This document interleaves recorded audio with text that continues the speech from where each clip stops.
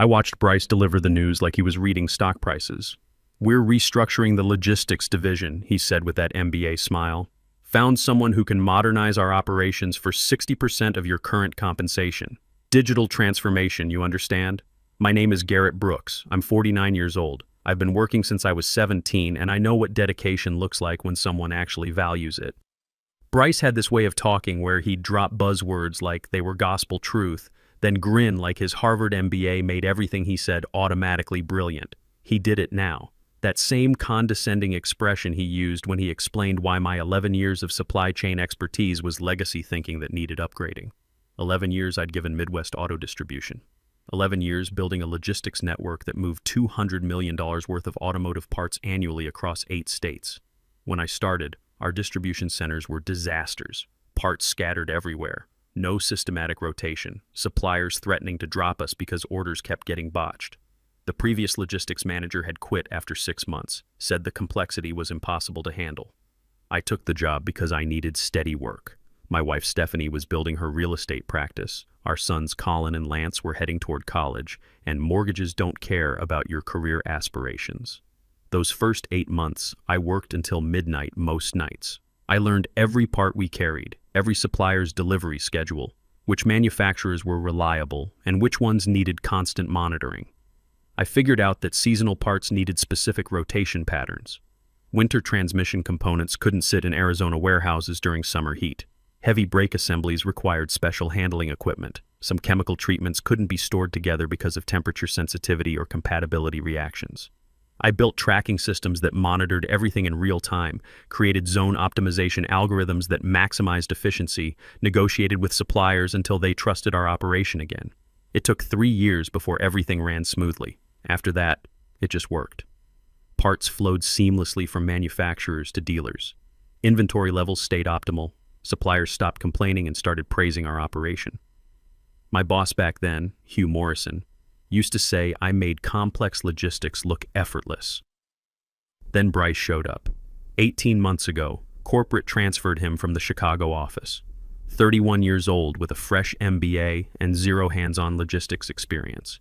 They gave him the division because he talked about optimization and automation in every presentation. He never asked me how our systems worked. Never wanted to understand the relationships I'd built with suppliers or why certain processes existed. He just wanted dashboards that made him look innovative when he reported to senior leadership. "Get me real-time analytics," he'd say. "I need KPIs that demonstrate operational excellence. Build me a presentation I can use with corporate." I did it every time because that was my job. But Bryce acted like the results happened automatically, like anyone could manage what I'd spent over a decade perfecting. He'd tell people in meetings, "Our automation systems basically run themselves now. Very streamlined operation." It wasn't streamlined. It was 11 years of expertise disguised as simplicity because I'd eliminated every inefficiency through hard-earned experience. Bryce didn't see any of that. He saw a $105,000 salary he could cut by hiring some kid who knew Excel and thought logistics was just data entry. "We've already identified your replacement," he continued, still wearing that MBA smile. "Starts Monday. You have until end of day to document your processes and transition responsibilities." "Transition to who?" I asked. "You said he starts Monday. Today is Thursday. Create a knowledge transfer document. Shouldn't take long since you've always emphasized how systematic everything is." I never said that. He said that. But arguing wouldn't change anything. Bryce had already decided, probably weeks ago. This conversation was just corporate formality.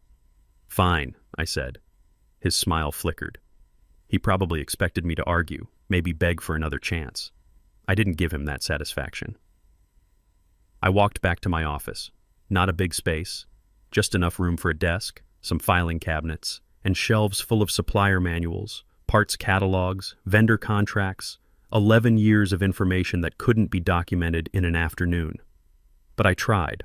I pulled out my laptop and started typing. Supplier contact information, delivery schedules, which vendors needed 3-week lead times for transmission rebuilds, which ones consistently ran late with brake components and required buffer stock, parts with special storage requirements, difficult customers who needed extra attention, how to read the optimization algorithms I'd developed, when to adjust seasonal inventory rotations for winter equipment. 6 pages in, I realized how pointless this was. My replacement wouldn't understand any of this without context, without seeing the operation in real time, without making the inevitable mistakes and learning from them like I had. This wasn't information you could learn from a document. It was institutional knowledge built through experience. Bryce walked by once around 2 p.m. "How's the documentation coming?" "It's coming," I said. He nodded and left. Nobody else acknowledged what was happening. Word travels fast in places like this, but people keep their heads down. Everyone needs their paycheck. Everyone's got bills.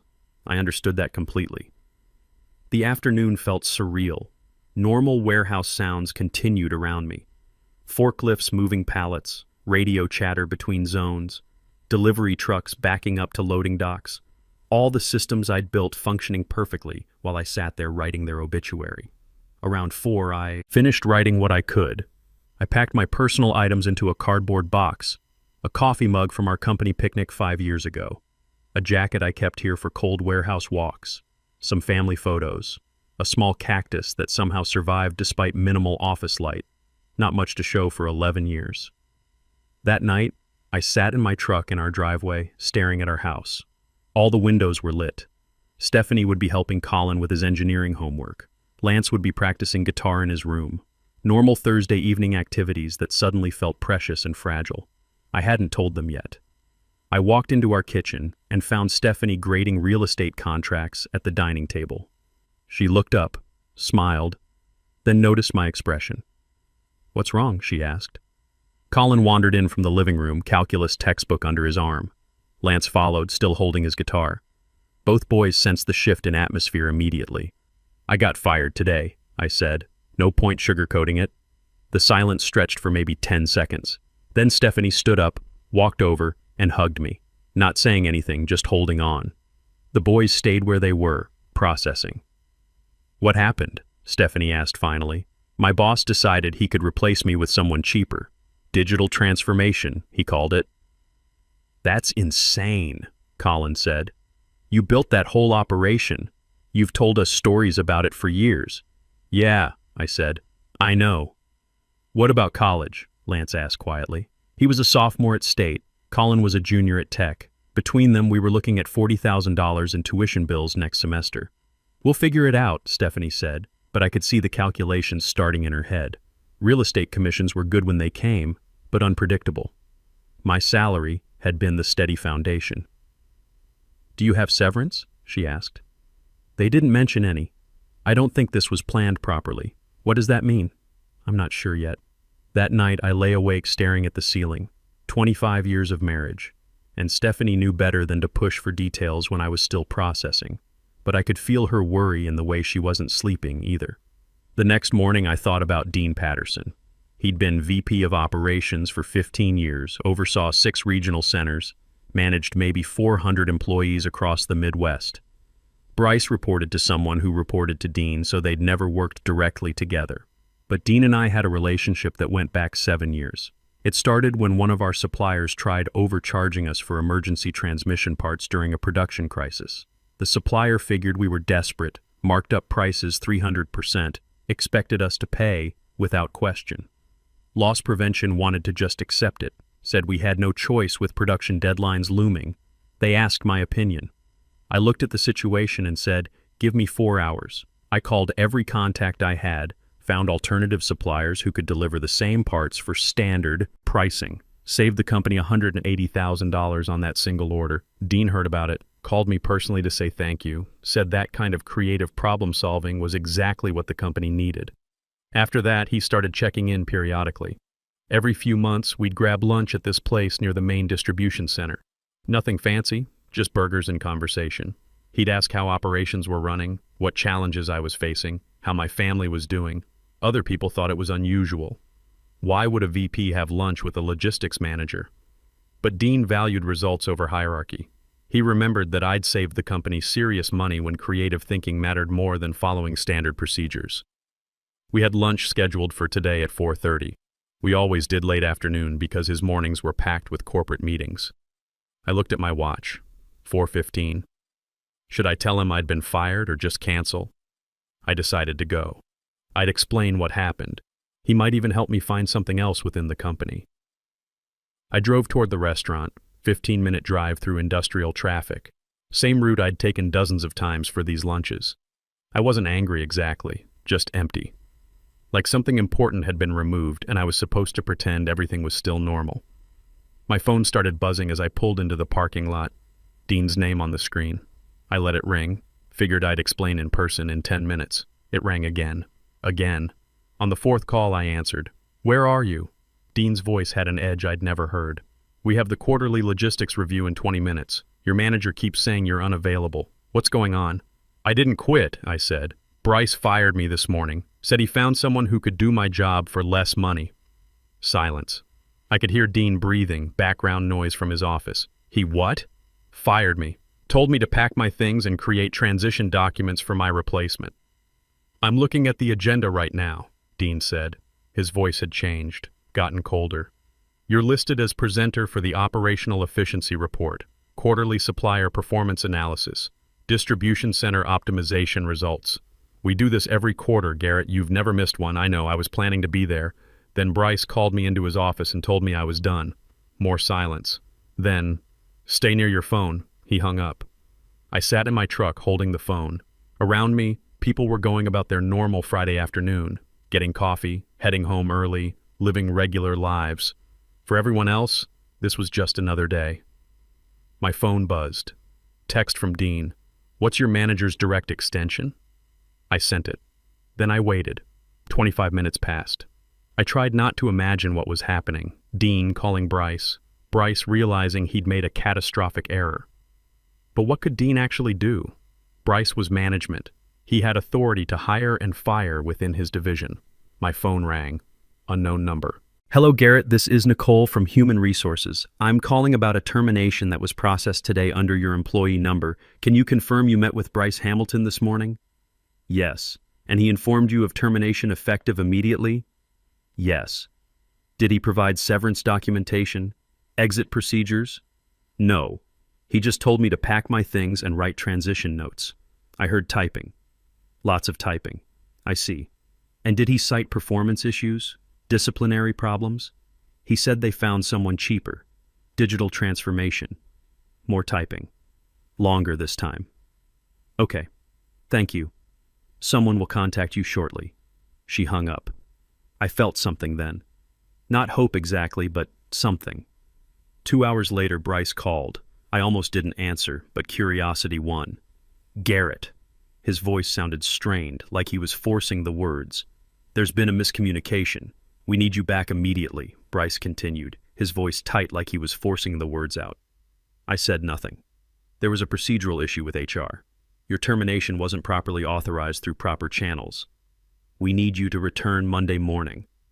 "What happened to your digital transformation candidate?" "That fell through." "Look, this was an administrative error. We value your expertise. You're critical to operations." Critical. He'd never used that word about me before. Never used any word that suggested I mattered beyond being a replaceable cost center. "The VP needs the quarterly logistics reports," Bryce continued. "For the review Monday. You have all the data.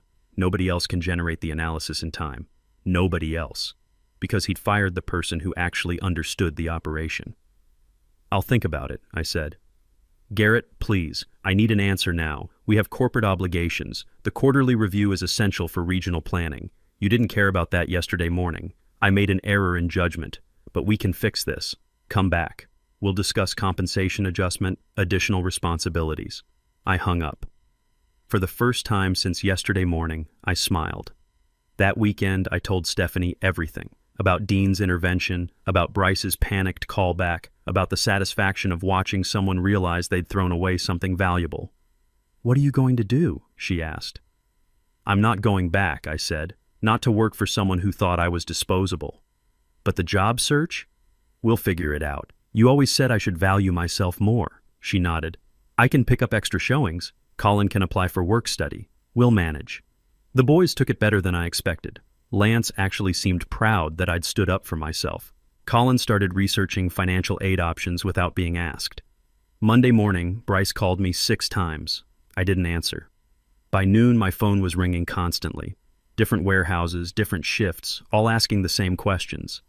Where were specific parts stored? Which suppliers to contact for? Emergency orders. How to read the optimization reports I'd created. Troy Williams from the Detroit Center called around 1 p.m. Hey, is this Garrett? Listen, I know you're not here anymore, but we have a crisis. There's a shipment of transmission parts that was supposed to go to Ford this morning, and nobody knows where they're stored. Your replacement is searching Zone 7, but I think that's wrong. It's in Zone 12, I said. Climate-controlled section, blue tags. Thank you. He's been looking for 3 hours. Troy hung up. 30 minutes later, another call. Different distribution center. Supplier delivery came in wrong. Brake components they didn't order. Nobody knew who to contact for returns. I walked them through it. Then another call. And another. Bryce's voice got more desperate each time. Please, everything's chaos. Nothing's where the system says it should be. Suppliers are calling about missed orders. The replacement you mentioned quit after 1 day. Said the job was completely different than described. What did you describe? Data entry. Basic inventory tracking. I didn't realize it was this complex. You made it look easy, I said. That phrase again. Easy. You never asked how it worked. You just wanted results. I'm asking now. Come back. Name your salary. I thought about it. Going back, taking a raise, returning to something familiar. But I'd spent 11 years building systems for someone who never valued the expertise, who thought I was easily replaceable, who smiled while firing me. No, I said. Garrett, please. The quarterly review is Monday.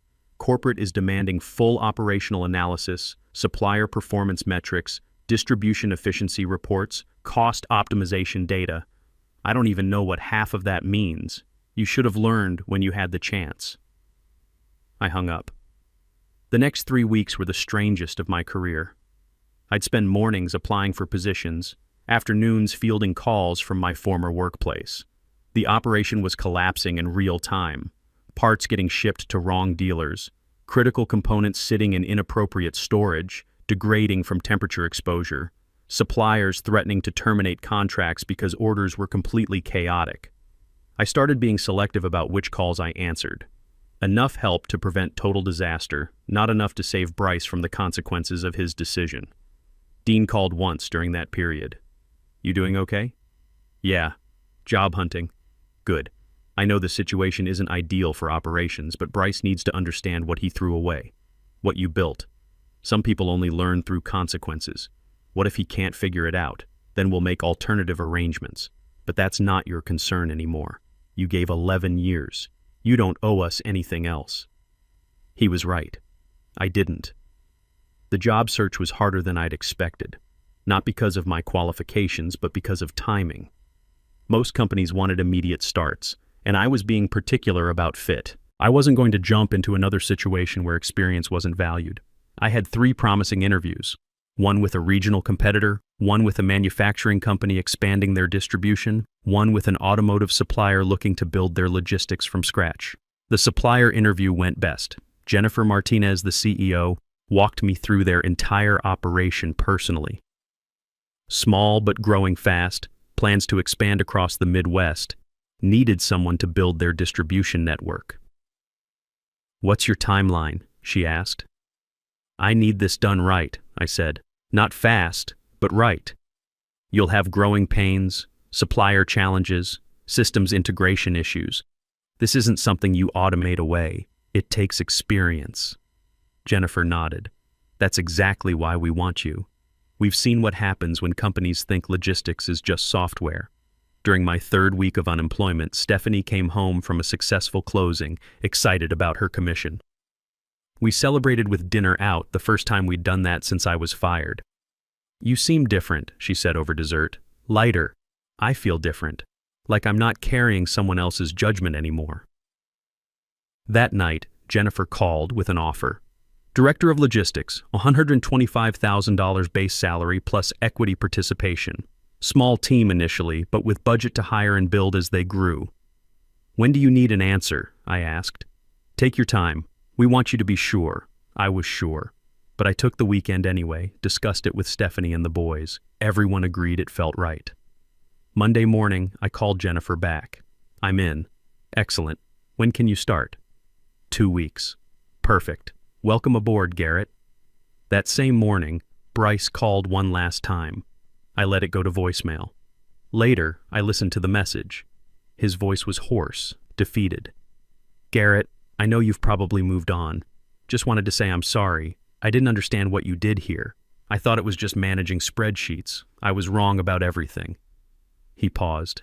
"If you ever want to consult, we'll pay whatever you ask. I know I can't undo this, but maybe we can work something out." I deleted the message and blocked his number. My first day at Advanced Automotive Solutions felt different from minute one. Jennifer met me in the lobby personally, walked me through every department, introduced me to every team member. No rushed orientation, no dumping me at a desk with a stack of manuals. "What do you need to be successful here?" she asked. "Time," I said. "Time to learn your products, your suppliers, your specific challenges. Building logistics systems isn't instant." "I know," Jennifer said. "That's exactly why we hired you. We need someone who understands this takes real expertise." The operation was chaotic when I started, but manageable chaos. Parts scattered across inadequate warehouse space, no systematic organization, suppliers frustrated by inconsistent ordering. I'd seen this before, I knew how to fix it. Spent my first month just learning. Every product line, every supplier relationship, every workflow bottleneck, taking notes, asking questions, building mental maps of how everything connected. Jennifer checked in weekly, not micromanaging, just present. "How's it going? What obstacles can I remove? What resources do you need?" That's what good management looked like. Someone who understood that helping employees succeed was how companies succeeded. Meanwhile, stories filtered back from Midwest Auto through industry contacts and former colleagues. Dean had kept his word. Bryce was now personally responsible for all logistics operations. No support staff, no transition period. Every decision ran through him. Every mistake fell on him. And there were plenty of mistakes. Roland Stevens called me in my second week. I'd worked with him for 8 years at Midwest Auto. He supplied specialized transmission components, high-precision stuff that required careful handling. "Your old company keeps messing up orders," he said. "Wrong specifications, wrong delivery schedules. I've tried working with their new management, but it's not the same. Any chance your new company needs transmission components?" I talked to Jennifer. She was very interested. We worked out an initial contract. Roland shifted a portion of his business to us. Then Barry Walsh called. He'd supplied brake systems to Midwest Auto for 6 years. Same story, same frustration with their new chaos, same interest in working with my new company. Within 4 months, we'd acquired contracts with 4 major suppliers who'd previously worked exclusively with Midwest Auto. Not because I recruited them, but because they valued reliable partnerships. And those partnerships had been with me personally, not with my former company. Jennifer was thrilled. "You've brought in $8 million worth of new supplier relationships," she said. "That's incredible business development." "I wasn't trying to steal anything," I said. "They called me." "I know. That's what makes it so valuable. These aren't cold calls or sales pitches. These are established relationships choosing to follow you. That's the kind of reputation you can't buy." Dean called me around that time. "You're acquiring our suppliers," he said, but he was laughing. "I'm not acquiring anyone. They're making business decisions just like Bryce did when he fired me." "Fair point. How's the new place treating you?" "Much better." "Good. You deserved better than what happened. Sometimes the worst thing that happens is exactly the push we need toward something better." He wasn't wrong. I'd been comfortable at Midwest Auto. Not happy, not fulfilled, just comfortable. Familiar. I probably would have stayed another 11 years building systems for people who didn't appreciate them. Getting fired had freed me. My family noticed the difference immediately. Not just the better salary, though the extra $20,000 helped significantly with Colin and Lance's college costs, but my attitude, my energy level. "You seem like yourself again," Stephanie said one evening. "Like you're not fighting an uphill battle every day." She was right. I'd been carrying weight for years. The weight of being undervalued, of working harder to prove I deserved to stay, of making someone else look good while staying invisible myself. That weight was gone. About 8 months after I started, Jennifer called me into her office. "We're expanding, opening a second facility in Ohio. I want you to oversee logistics for both locations. Build the Ohio system from the ground up. Train someone to help you manage both operations." It was a promotion. More responsibility, more money, more recognition. "I'm in," I said. "You don't want to think about it?" "I've been thinking about it since I walked in here. This is exactly what I want to do." Building the Ohio facility system was deeply satisfying, creating something from nothing, knowing it would work because I understood what made systems actually function. I hired an assistant, Shane Peterson, 26 years old, recent engineering graduate, eager to learn, asked thoughtful questions about everything. He wanted to understand not just what to do, but why. Training Shane reminded me of training myself 11 years earlier, showing him how parts move through distribution networks, why certain components needed specific storage conditions, how to read supplier patterns, when to anticipate problems before they became crises. He absorbed everything, took detailed notes, made mistakes, and learned from them. Within 6 months, he was handling daily operations while I focused on strategic planning. That's what succession should look like. Not firing someone and hoping their replacement figures it out, but deliberately building knowledge, transferring expertise, creating systems that survive beyond one person. About a year after my firing, Lance Rodriguez called me. I remembered him from Midwest Auto, worked receiving in Zone 5. "Garrett, this is Lance Rodriguez. I don't know if you remember me, but I worked receiving at your old job." "I remember. How are you?" "I'm okay. Listen, I'm calling because I'm leaving Midwest Auto next week. Found something better. And I wanted to thank you before I go." "Thank me for what?" "You probably don't remember, but 4 years ago, I made a huge mistake. Mixed up 2 major shipments, cost thousands. I thought I'd be fired. You found me in the loading dock, completely panicking. You said mistakes happen, let's fix it. You stayed 3 hours after your shift helping me sort everything out. Never told anyone it was my fault. Took responsibility in the incident report. I did remember vaguely. It had seemed like the right thing to do. Lance was a good worker. One mistake didn't define him." "You didn't need to call," I said. "I needed to because when you got fired, I felt sick. We all did. You'd helped so many of us over the years. Fixed our problems, covered our mistakes, taught us how to do things right, and the company just threw you away." Lance paused. "I wanted you to know that we noticed. We remembered. And I'm not the only one who's left since then. A lot of people have, because if they could do that to you, they could do it to anyone. You showed us what good leadership looked like." After Lance hung up, I sat in my office thinking about what he'd said. I'd never considered that my firing affected other people beyond just me losing a job, that it sent a message about how much loyalty meant to that company. Over the following months, I heard similar stories. People reaching out, thanking me, telling me they'd moved on to better situations. Some had taken positions at my new company. Others had found different paths entirely. Jennifer mentioned it recently. "We've hired 6 people from your old company in the past year. They all say the same thing, that you showed them what good work looked like, that they wanted to work somewhere that valued that. You built more than a logistics system at that place," she continued. "You built a standard. People saw how you worked, how you treated them.